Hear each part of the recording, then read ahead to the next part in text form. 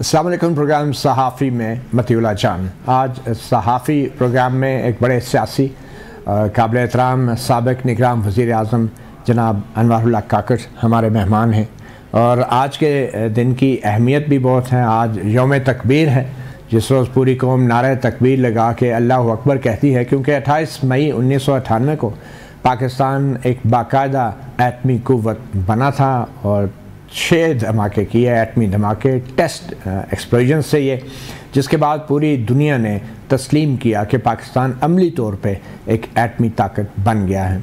आज का दिन इस हवाले से भी बड़ा अहम है, मगर आज नवाज शरीफ या नून लीग ने एक बार फिर कुछ सियासी धमाका भी किया है और वो सियासी धमाका नवाज शरीफ की 6 साल बाद बतौर सदर नून लीग अपनी पार्टी में वापसी है। जी हाँ, आज बिला मुकाबला मुंतखब हुए नवाज शरीफ बतौर सदर मुस्लिम लीग नून, और आज से तकरीबन 6 साल पहले सुप्रीम कोर्ट के एक हुक्म के बायस वो नाअहल करार पाए और पार्टी सदारत से भी नाअहल करार पाए थे। और आज हम ये तवक्को कर रहे थे कि नवाज शरीफ शायद एक बार फिर कोई सियासी एटमी धमाका करेंगे, मगर फिर हस्ब मामूल धमाके तो ना हुए, मगर कुछ पटाखे ज़रूर चलाए गए। उसके हवाले से भी हम बात करेंगे, मगर सबसे पहले अनवारुल्लाह काकड़ साहब, बहुत शुक्रिया आपने सहाफ़ी प्रोग्राम को वक्त दिया। आज तो आपका दिन है, बल्कि आपसे अभी बात भी हो रही थी। बलूचिस्तान का दिन है, चागी का दिन है, और पाकिस्तान को एटमी ताकत बनाने में बलूचिस्तान का एक बहुत बड़ा रोल है। तो आप कैसे देखते हैं बतौर एक बलूचिस्तान के नुमाइंदा सेनेटर और बलूचिस्तान की तरफ से आप बतौर निगरान वज़ीर आज़म भी एक तवील अरसे से रहे हैं, जहां चागी ने हमें एटमी ताकत बनाया है और हमें बहुत कुछ दिया है, वहां हमने चागी को क्या दिया है? बहुत शुक्रिया मती। सबसे पहले तो कौम मुबारकबाद के मुस्तहिक है कि ये कोई मामूली बात नहीं थी। आप जब 1971 के साने के बाद दो लख्त हुए थे तो ये कांस्टेंट जो हमारी डिफेंस स्ट्रेटजी थी, उसमें ईस्टर्न नेबर आपका 1 to 4 साइज़ में आपसे बड़ा भी है, उसकी डिफेंस स्पेंडिंग भी ज़्यादा है, आबादी के लिहाज से भी वो बहुत बड़ा मुल्क था। और 1971 में जो किरदार हिंदुस्तान का फ़ौजी किरदार रहा अर्स्टवाइल ईस्ट पाकिस्तान को अलहदा करने में, तब से हमारे स्ट्रेटेजिक प्लानर्स के जहन में ये था कि हमने जाना है जिसमें political, military leadership, bureaucracy, technocrats, मैं समझता हूँ ये पूरी कौम का एक कंसेंसस था इस पे। भुट्टो साहब का घास खाएंगे और एटम बम बनाएंगे वाले से जो स्लोगन्स हैं, उसको पाए तकमील तक 28 मई में किरदार जो नसीब हुआ, तौफीक जो मिली, वो बलूचिस्तान की सरजमीन को मिली, चागी को मिली। हम इसमें बड़े खुशकिस्मत समझते हैं अपने आप को। आज का दिन पाकिस्तान का दिन है। ठीक है, पाकिस्तान को एटमी तवानाई भी मिली और वैसे भी बलूचिस्तान हमारे लिए गैस की जो तवानाई है उसका भी एक बहुत बड़ा ज़रिया है। मगर मेरा सवाल फिर भी यही है कि आप वज़ीर आज़म भी रहे, सेनेटर भी हैं और बड़े सरगर्म हैं सियासी तौर पे, बलूचिस्तान और सुई को या चागी को क्या ख़ास दिया आपने? देखें मती, इसमें अभी जैसे मैं समझता हूँ आपने बड़ा पर्टिनेंट क्वेश्चन किया है। हमारे यहाँ कोई साल हा साल अगर आप अयूब के दौर से चलें तो 1 यूनिट के ख़िलाफ़ जो तहरीक चली वो सूबाई ख़ुद मुख्तारी की तहरीक थी, और बुनियादी तौर पे नारा यही था कि माशी और सियासी ताकत जो है ना वो सूबों को मुंतकिल होनी चाहिए। फिर हमने देखा कि 18वीं तरमीम में वो ताकत वाकई मुंतकिल हुई और मरकज़ से ताकत सूबों की जानिब गई। उसके साथ साथ एक प्रोविंशियल फाइनेंस कमीशन ने बनना था और उसमें ये जो आपका मखसूस सवाल है ना कि चागी को क्या मिला, उसने एड्रेस होना था। ये मजबूत इस्लामाबाद से ले जाकर एक मजबूत कोयटा या मजबूत पेशावर या मजबूत कराची या मजबूत लाहौर बनाना मकसद नहीं था। मकसद था यही कि आप हॉरिजॉन्टल अंदाज में जाएं और जो दूर दराज के आपकी ज़िले हैं, तहसीलें हैं, वहाँ पे जाकर आप डोर स्टेप पे पॉलिटिकल और फाइनेंशियल डिसीजन मेकिंग को लेके जाएं। चागी मैं एक इत्तेफाक, मुझे एक मरतबा हुआ दालबंदी हम गए, इसका एक बहुत अहम शहर है। इत्तेफाक हुआ? आपको तो वैसे भी जाते रहना चाहिए। नहीं, बलूचिस्तान इतना बड़ा है कि वहाँ पर बहुत सारे जगहों पे आपको इत्तेफाक ही हो, और इतना वो बड़ा है कि हम बहुत सारे हमारे ऐसे लोग हैं जो डेरा बुकटी में रहते हैं, उनका पंजाब से इंटरेक्शन ज़्यादा है बनस्बत मकरान या बलूचिस्तान से। तो क्या मसाइल? क्योंकि वो 20 किलोमीटर पे पंजाब है اور گوادر اور تربت جو ہے وہ سے 850 کلومیٹر پہ ہے. تو پنجاب میں کیا دیکھا آپ نے؟ کیا وہاں پہ چیف منسٹر صاحب کے سامنے جو کچھ لوکل لوگ آئے, انہوں نے چند ٹیچرز کی اپائنٹمنٹ کرنی تھی اور اس کی اپروول نہیں ہو رہی تھی. تو وہیں سے آپ احساس کریں کہ کیا دالبندن کا بندہ وہ 600-500 کلومیٹر دور کوئٹہ جائے اور وہاں پہ ٹیچر کی اپائنٹمنٹ اسکول کے لیے اس کی اپروول سیکرٹری ایجوکیشن سے لے, چیف سیکرٹری تک فائل موو کرے, یا اس کا مسئلہ وہیں دالبندن میں حل ہوگا تو تبھی ان کے مسائل حل ہوں گے. جب تک ہم یہ پروونشل فائنانس کمیشن کو ہارزنٹل انداز میں نہیں لے جائیں گے, پاکستان کے جو دور دراز کے علاقے انکلوڈنگ چاغی اور جتنے بھی ہیں, مجھے نہیں لگتا کہ کوئٹہ سے بیٹھ کے یا اسلام آباد سے بیٹھ کے یہ جو ڈیلیوری کے مسائل ہیں یہ ہم حل کر رہے ہیں. مسائل کیا ہیں ویسے چاغی؟ دیکھیں ڈرنکنگ واٹر سے لے کے کیا ہے اور کم ہے, آبادی کم ہے, نیچرل ریسورس بہت زیادہ ہے لیکن وہ بھی ایکسپلائٹ نہیں ہوا ہے. ریکوڈک ابھی ایک ریسنٹلی یہاں پہ ہمارا بڑا پروجیکٹ ہے جو کہ انیشیٹ ہونے جا رہا ہے, یا سندک تھا, یہ دو بہت زیادہ بڑے انیشیٹیوز تھے منرل کے کانٹیکسٹ میں. لیکن آپ تعلیم سے لے کر ہیلتھ سے لے کر جو مسائل باقی پاکستان میں ہیں اسی طرح کے مسائل چاغی اور دالبندن کے بھی ہیں, نوکنڈی کے بھی ہیں.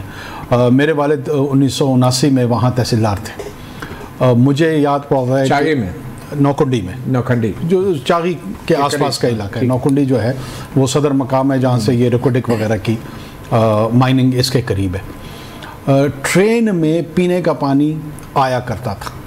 پاکستان ریلوے جو ہے نا وہ سپلائی آف ڈرنکنگ واٹر کرتی تھی, اور میری معلومات کے مطابق ابھی تک لگ بھگ وہی نظام چل رہا ہے. تو آپ سوچیں کہ 40 سال کا جو یہ سفر ہے وہ بنیادی ضروریات کے حوالے سے حکومتوں نے یا ریاست نے شاید طے نہیں. اچھا, بطور نگران وزیر اعظم آپ نے کبھی اپنے سوئی کا علاقہ جو پورے پاکستان کو گیس فراہم کرتا ہے یا چاغی کے علاقے کے لیے کچھ کیا آپ نے سوئی کے عوام کے لیے؟ دیکھیں جی, نگران وزیر اعظم کے طور پہ مجھے 2 چیلنجز تھے. جب ہم کوئی کام کرتے تھے تو لوگ کہتے تھے کام کیوں کر رہے ہیں, تو آپ کا مینڈیٹ ہی نہیں ہے. جب ہم نہیں کرتے تو اب یہ سوال پوچھا جاتا ہے کہ آپ نے کیوں نہیں کیا. ایشو یہی ہے کہ ایک طرف پریزیوم کیا جاتا تھا جیسے ہم نے انقلاب ایران کے طرف آپ نے کوشش کی کہ آپ کے ذہن میں کیا کرنا چاہ رہے تھے؟ دیکھیں, ہمارے ہاں سوئی ہو یا یہ باقی بھی دور دراز کے جتنے علاقے ہیں, جب تک مقامی فیصلے مقامی لوگوں کی پارٹیسپیشن کے ساتھ نہیں ہوں گے, لوکل گورنمنٹ کا تصور ان پلیس نہیں ہوگا, مجھے سوئی کا یا دالبندن کا یا شیرانی کا یا گوادر کا کس طرح پتہ لگ سکتا ہے, یا کسی اور کو کیا پتہ لگ سکتا ہے. جام کمال صاحب وزیر اعلیٰ تھے لسبیلا کے, شاید آپ کی ایک سیاسی جماعت بھی تو ہے نا, بلوچستان عوامی پارٹی. نہیں, میں اب اس کا حصہ نہیں ہوں. لیکن یہ ہے کہ آپ کی جماعت رہی ہے نا. جی رہی. کوئی گراس روٹس کے ساتھ تعلق نہیں ہے بلوچستان میں جماعتوں کا؟ دیکھیں, ان جماعتوں کا تعلق ہے, ان کے کارکنان موجود ہیں, مختلف ضلعوں میں ہیں, وہ اپنے مسائل لے کر آتے ہیں. لیکن جو اس وقت صوبائی حکومتوں کا سٹرکچر ہے, میں سمجھتا ہوں کہ چیف منسٹر کو آپ نے ایک کلٹ کی صورت دے دی ہے, ایک اتنی ڈسکریشنری پار دے دی ہے کہ اس کی مرضی ہے کہ وہ ڈیولپمنٹ بجٹ کا 10 ارب روپے اپنے ضلع میں لگائے اور کسی ضلع میں 50 کروڑ بھی نہ لگائے, تو پوچھنے والا کوئی نہیں, کوئی فارمولہ نہیں ہے. کوئی فارمولہ نہیں ہے. بہرحال یہاں پہ تو اقتدار کا بھی کوئی فارمولہ نہیں ہے, جو آئین نے دیا ہوا ہے اس پہ بھی عمل نہیں ہوتا. تھوڑا سا ہم موو کرتے ہیں. آج نون لیگ میں باقاعدہ پارٹی کے انتخابات ہوئے, اور بطور سیاستدان آپ نون لیگ کے ان پارٹی کے انتخابات اور پی ٹی آئی کے اندر ہونے والے انتخابات میں کیسے موازنہ کرتے ہیں؟ دیکھیے, خوشائند بات یہ ہے کہ سیاسی جماعتوں نے اپنے اندر انتخابات کو بھی ایک ضروری امر سمجھا ہے. یہ سب سے اہم بات. ویسے تو سیاسی جماعتیں بھی ضروری نہیں ہوتی.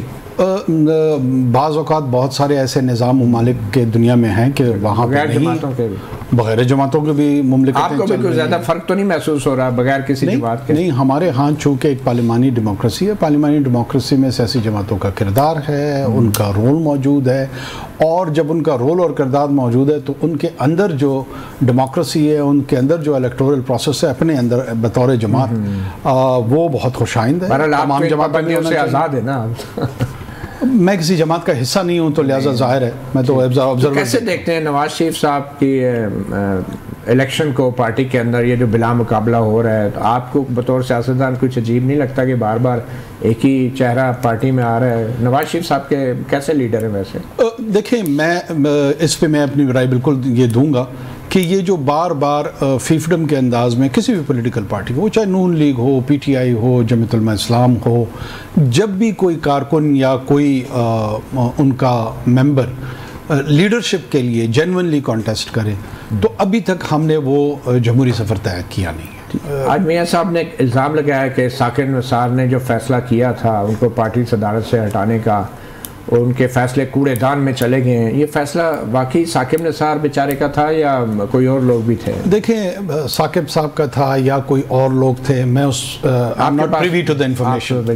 اگر پریوی ہوتے تو آپ شاید میں نہیں مشکل نہ پڑتا، پھر بھی ہو سکتا ہے تب بھی میری ڈسکریشن تھی کہ میں اس کا اظہار کرتا یا نہ کرتا، یہ اختیار میرے پاس یہ اختیار آپ کے پاس ہے، سچ بولنا ہے یا نہیں بولنا یا خاموش رہنا، یہ تینوں آپشنز آپ کے پاس ہوتے ہیں، اور وہ بھی ایک آپشن ہوتا ہے، اس میں کوئی شک نہیں۔ اور ویسے ہمارے ہاں ویسے یہ فیصلہ جھوٹ اور جہالت یہ دو ایسے ہتھیار ہیں جو بہت سارے لوگوں کو مہیا ہیں۔ سر یہ بتائیں نا، یہ ابھی جو نواز شریف صاحب الزام لگا رہے ہیں کہ ثاقب نثار صاحب نے ان کو ہٹایا تھا اور ان کا فیصلہ کوڑے دان میں چلا گیا، واقعی تاریخ کے کوڑے دان میں چلے گئے سپریم کورٹ کے وہ فیصلے؟ دیکھیں اس کا ایک پہلو تو ہے کہ جب بھی اگر آپ پولیٹیکل پارٹیز کے لیے جوڈیشل انٹرفیرنس کے تحت کوئی بھی کانسیکوینس لے کر آتے ہیں، اچھا یا برا، وقت ہمارے ہاں اس کشمکش میں رہا ہے کہ وہ واپس اس کو ریورس کرا لیتے ہیں۔ کیا جوڈیشری سرٹن ڈیموکریٹک پرنسپلز پہ یہ فیصلے کرتی ہے یا سرٹن انڈیویجولز کے پریجوڈس میں کرتی ہے؟ آج کرتی ہے، پہلے کیا ہوا ہے، یہ ڈٹرمنیشن کرنی ہوگی، اور اگر اسی ذاتی پسند ناپسند پہ ہوں گے تو یہ سائیکل چلتا رہے گا، کبھی اوپر کوئی آئے گا، نیچے کوئی اور چلا جائے گا، اور اس میوزیکل چیئر سے ہم باہر نہیں نکل پائیں گے۔ بہرحال اس میوزیکل چیئر میں تو آپ کی سابقہ پارٹی بھی بڑی ایک اہم کردار رہی ہے ماضی میں۔ ایک چھوٹی سی بریک لیں گے اور بریک کے بعد واپس آتے ہیں۔ ہمارے ساتھ موجود ہیں سابق نگران وزیر اعظم جناب انوار اللہ کاکڑ صاحب۔